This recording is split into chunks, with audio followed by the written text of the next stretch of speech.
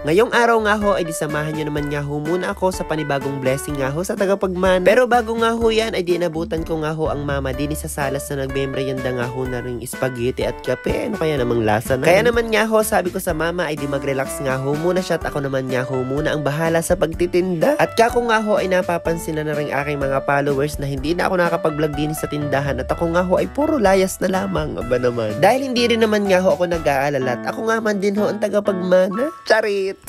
At kapag ako nga ho pala ang natao din sa aming tindahan ay di sinisigurado ko nga ho munang malinis sa aking mga gagalawan. Lalong-lalo na nga ho aring mga perahan para nga ho maganda ang benta ng tagapagmana. Charit! Dini pa naman nga ho sa amin ay talaga naman nga hong bukod-bukod ang mga perahan na rin nga hong malalaki ang puhunan. Nakabukod nga ho dyan ang perahan na rin nga hong sa alak, sa mga sigarilyo at aring nga hong sa ice cream. Nakabukod na nga ho yan dahil talaga naman nga hong napakalaki ng mga puhunan yan at kung hindi nyo nga ho itatabi ay mahihirapan kayong bumili sa susunod kapag nga ho kayo ay naubusan. Kaya naman nga po, shoutout sa may mga tindahan at mga nagbabalak pa lamang na magtindahan. Isa nga ho yan sa mga teknik kung gusto nyo nga hong lumago at maging successful ang inyong sari-sari store. Pero kung ayaw nyo naman nga ho na may isipin, ay di wag na nga ho kayo magtinda ng sigarilyo, alak at ice cream. Charit! At habang ako naman nga ho ay busy na dini, ako nga ho ay tinawag ng mama at ako nga ho ay binigyan niya ng kape. Ang sweet talaga sa kanyang tagapagmana ay sino agang hindi gaganahang magtinda. Charit! Pagkarating-rating ko nga ho din sa tindahan ay hindi pa ako nakakaupo ay talaga naman dagsa na nga ho ang mga mamimili. Yun naman nga ho ang gustong-gusto ko kapag nga ho ako ang tao dito. Ang kaso nga lamang po kapag ganito nga hong sari-sari store ang business nyo ay malakas nga lang po ito sa umaga at sa hapon kapag nga ho mag-aagahan at maghahapunan ng mga tao. Kaya naman nga ho kapag mga bandang tanghalian ay wala naman nga ho masyadong nabili at talaga naman nga ho nakakainip tumao din. At dahil nga ho tayo ay medyo buruto, sa mathematics din lang nga ho naman ay di gamit na gamit nga ho ang calcu. Chari! Yun nga ho ang aking mga pinagsasabi din ay base nga ho sa aking experience at ako nga ho ay nakakatao lang din sa tindahan kapag nga ho weekends at wala nga hong pasok. Pero kapag naman nga ho may pasok ang mga estudyante ay umaga, tanghali, hapon ay talaga naman nga hong pagod na pagod ang tindahan namin sa dami nga ho ng nabili. Chari! At bukod nga ho pala din sa tindahan namin sa loob ay meron nga ho pala kaming tinda sa labas na mga tuhog-tuhog tulad nga ho ng kikiam, fishball at taring nga ho mga lumpia. At sakto naman nga ho na ngayong araw ay may deliver nga ho ng ice cream kaya naman nga ho tinawag ko na si mama para nga ho ma-check niya. Herns nga po pala ang brand ng ice cream na ito at talaga naman nga hong masasabi ko na napakasarap din naman. Ang presyo nga po ng ice cream namin din ay nagsisimula nga lang po sa 13 pesos hanggang 350 nga po at yun ay yung pinakamalaki na nga ho na galon. Available ho din yung ice cream na nasa popsicle stick, yung mga nasa cup at nasa cone nga ho. At kagaya nga ho ay available din kami dun sa mga nasa Tupperware na magkakaiba nga ho ang size. At para naman nga ho sa mga flavor, abay dumaan na lang ho kayo din sa tindahan ng tagapagmana at ang hirap din namang isa-isahin. Tamang-tama ho ari at tag-init na at pwede nyo nga ho aring baunin kapag kayo nga ho ay mag-outing. Kaya ano pa nga hong inaantay nyo abay mag-outing na kayo't bumili kayo ng ice cream din sa amin ha. Charit! At bukod nga ho dyan ay nagtitinda nga rin ho kami na rin mga pwedeng pang-ulam na frozen foods nga ho. Kaya naman nga ho kung wala kayong maisip na pang-ulam para nga ho sa inyong mga anak na napasok ay kayo nga ho minsan ay pumasyal din sa amin at kayo nga ho ay maraming pamimilian bukod pa nga ho dyan. Minsan nga ho gustong-gusto ko rin mag-ulam ng mga ganyan ang kaso nga lang ho ay bawal at talaga naman nga hong malaki daw ang puhunan. Charit! At pagkatapos naman nga ho nun ay di pinaghakot ko na nga ho aring mga nagtigas ang yelo at ililipat ko nga ho din sa isang rep na malapit sa tindahan. Napakainit na nga ho ng panahon kaya naman nga ho wala na rin tigil ang pagbili ng yelo ng mga tao ngayon. At nagpatulong na nga rin ho ako din kay Yuri para naman nga ho mabilis na ang trabaho at ari naman nga ho ay napakasipag basta nga ho ako ay nagba-vlog. Charit! At sa akin nga hong pagkakaalam ay dini nga ho namin kinukuha sa mga yelo ang pambayad nga ho ng aming kuryenteng pagkakalaki. Ay hindi na nga rin ho ako nagtataka at sa mga repa nga lang ho namin dini ay halata mo na talagang malaki ang kuryente. Kaya naman nga ho sa mga makakahula at makakatama kung ilan nga po ang ref na meron kami dini sa bahay ay siya nga ho ang magbabayad ng aming kuryente.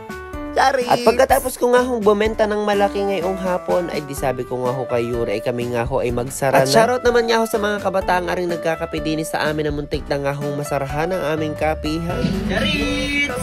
Hello po, pinakapalo po kami sa inyo. Dini nga ho sa aming tindahan ay maraming pamimilian. Kung ikaw naman nga ho ay binabanas ay di ikaw nga ho ay mag-ice cream at kung ikaw ay nilalamig ay di ikaw nga ho ay magkape. Charis! At kinabukasan nga ho ay di makikiangkas nga lang ho ako din sa aking pinsan papunta nga ho sa simbahan. Kaya naman nga ho hindi ko na rin dinala ang ating Rosie at gagamitin din daw ho ito ng mama pamamalingki. Parehas nga ho kami magnininong at kung mapapansin nyo nga ho ay medyo makulimlim din ang panahon. Kaya naman nga ho kay daladalangin din na sana'y wag naman nga ho agad bumagsak ang ulan at wala nga ho kaming dalang kapote. Baka kami mamaya ay parang basang simbahan sa simbahan. Ano daw? Parang basang sisiw sa simbahan. Charis! At pagkalingon ko naman nga ho din sa likod ay kasunod din laang pala namin ang mama. At syempre, dala ang ating Rosie. Rosie namin yun. Charis! At pagkatapos nga ho ng ilang minutong biyahe ay di ari nga ho't nakarating din kami din sa simbahan. At dini ko na rin nga lang ho nalaman na ari nga ho mga kabarkada ko ay isa rin pala sa mga ninong at nina. Paano go ho ay nung sina Giselle ang dalaga at binata sa amin ay talaga naman nga ho kami yung mga batang kabukabuntot nila. Tandang-tanda ko nga ho no na isa ang mga bahay nila sa paborito namin tambayan nung kami nga ho ay bata-bata pa at ang pagkakarami nga hong tao at naiipon nga ho doon ang mga kabataan na taga iba-ibang sitio. Hindi nga ho kami nauubusan ng gagawin noon dahil minsan nga ho ay naglulupak, nagpipinakro, nagbibidyo okay, nagluluto ng pansit, nag-celebrate ng birthday. Basta ang dami nga hong celebration na naganap doon. At ngayon nga po na nagkababy na sila ni Jesus ay nakuha nga po tayong ninong sa padalawang anak nila. Kaya naman nga po ang wish ko na lamang din kay Baby Zeus ay di sana nga ay patuloy na lumaking healthy. Napapalibutan naman siya ng mabubuting tao kaya naman alam ko na lalaking mabuti ang batang ito. At kung dumating man yung oras na kailanganan nyo ng tulong ng ninong at ninang, abay syempre nandin nila ang kami ha. Ay kung kaya din laang ay bakit ga hindi? Charis! Pagkatapos nga po ng binyag ay dinagpitsura na nga po muna kami para nga ho sa remembrance. At dahil minsan nga lang ho tayo makasakay ng kotse ay di